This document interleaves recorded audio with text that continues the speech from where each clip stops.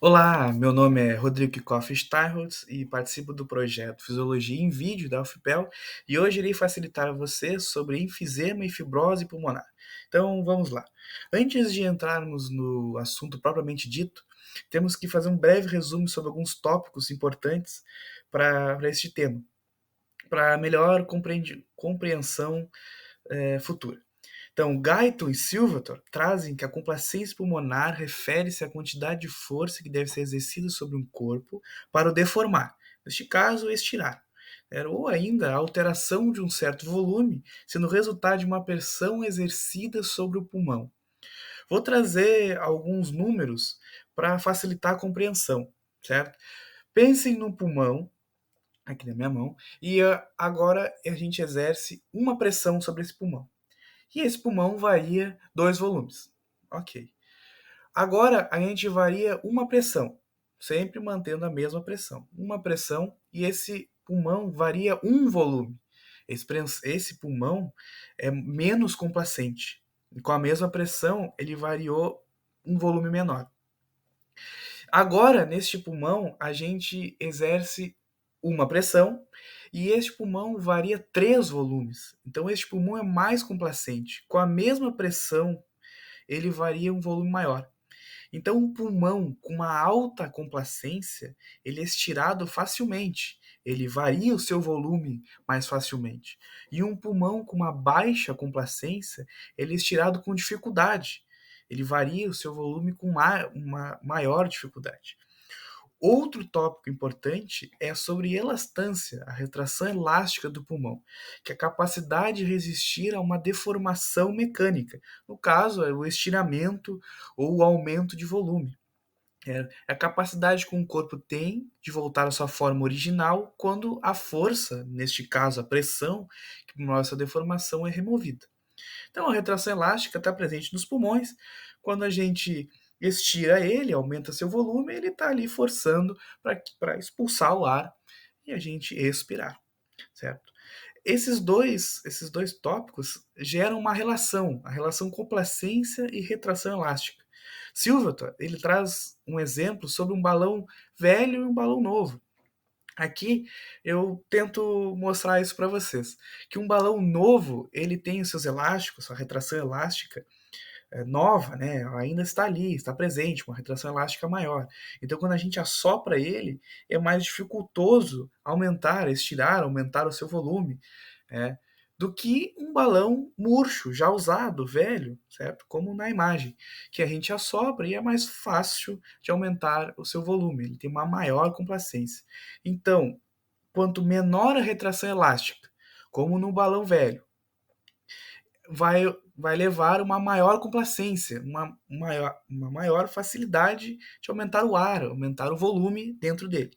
E uma menor retração, uma maior retração elástica, perdão, como no balão novo, vai gerar uma menor complacência, porque é mais difícil de aumentar o seu volume, de estirar ele.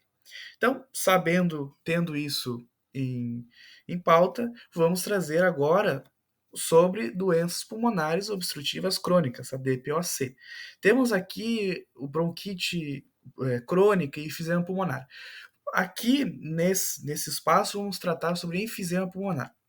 O que acontece no enfisema pulmonar? Há uma destruição progressiva do tecido elástico da parede alveolar irreversível que acontece, que dificulta ali a troca gasosa no alvéolo capilar. Essa destruição do tecido elástico vai fazer com que ocorra uma redução da retração elástica e, consequentemente, um aumento da complacência pulmonar. Como podemos ver na imagem embaixo, não temos retração elástica. Então, a pressão, né, o ar entra e é facilmente estendido o alvéolo. O alvéolo é facilmente preenchido por ar, ocorrendo assim uma maior dificuldade de expirar do que inspirar. Mas como assim? Porque ocorre uma redução da retração elástica. A retração elástica auxilia junto com o movimento do diafragma, a expulsão do ar. Se não temos a retração elástica, é mais difícil de expulsar esse ar. Então ele fica retido. Como vemos aqui, ó, ocorre uma retenção de ar e um fechamento prematuro das vias aéreas. O que isso significa? Que ocorre o fechamento das vias aéreas. Porém, o ar que já deveria ter saído, ele continua lá dentro. E ocorre uma retenção de ar. Essa retenção de ar aumenta os volumes residual, a capacidade residual funcional e a capacidade pulmonar total. Trago aqui um exemplo, o gráfico do Guyton, mas meus colegas já exemplificaram sobre esse assunto. Se você não está recordado, se não lembra, retorne lá e olhe de novo, que é muito importante esse assunto. Um paciente, ele vai chegar na UBS, onde for ser atendido, tendo falta de ar aos esforços, até em atividades corriqueiras, como trocar de roupa e tomar banho. Vai ter um pigarro aumentado, uma tosse crônica, uma tosse com secreção e que piora pela manhã, né? São os sintomas comuns tratados pelo Ministério da Saúde. Aqui trago uma foto de um paciente clássico de enfisema pulmonar, que ele utiliza bastante os seus músculos respiratórios para conseguir eliminar o ar que está retido.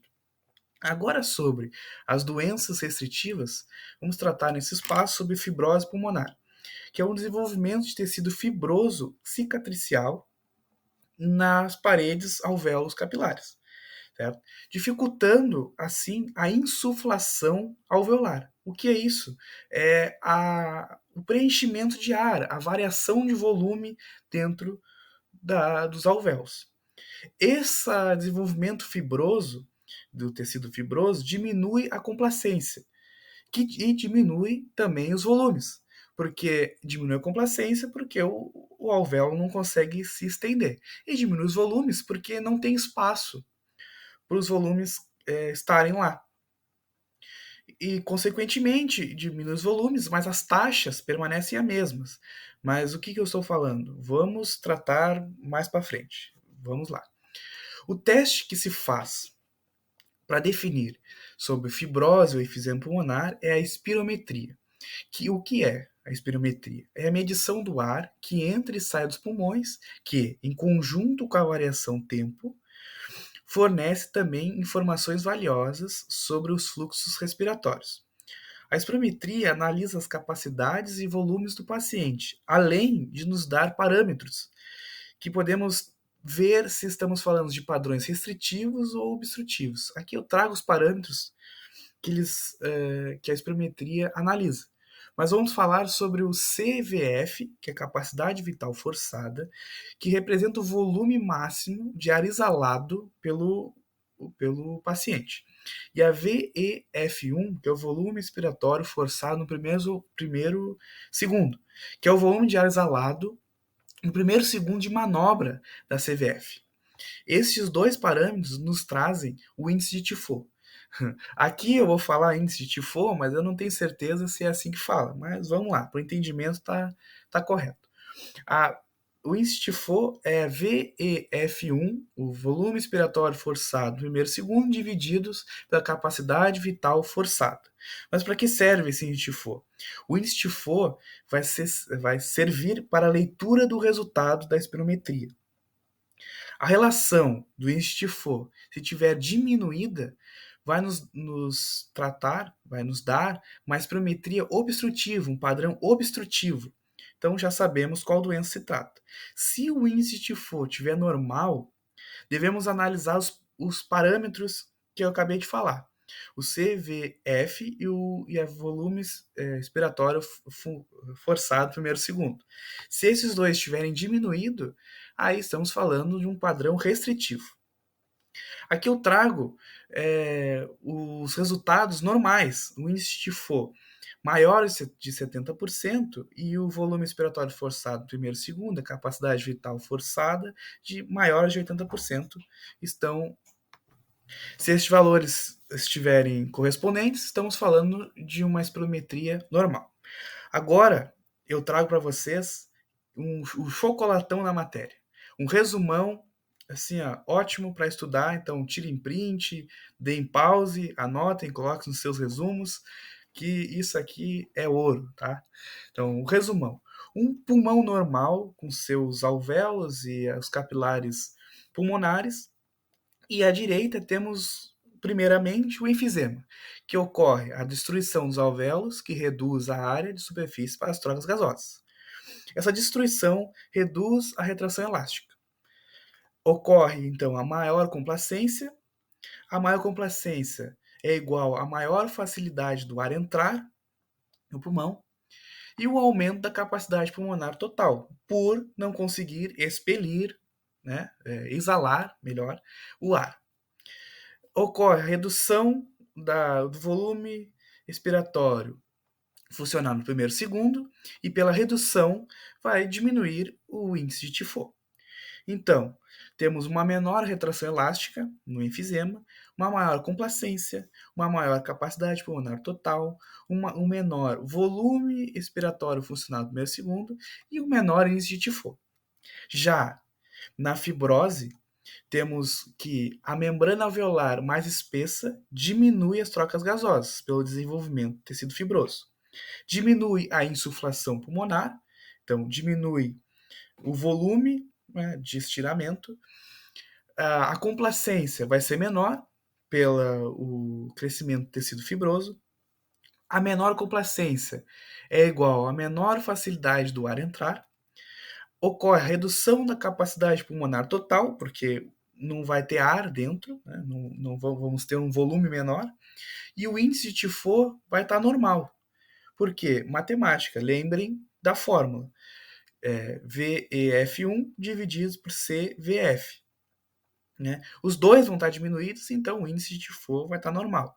Mas ele pode estar aumentado pela diminuição do CVF.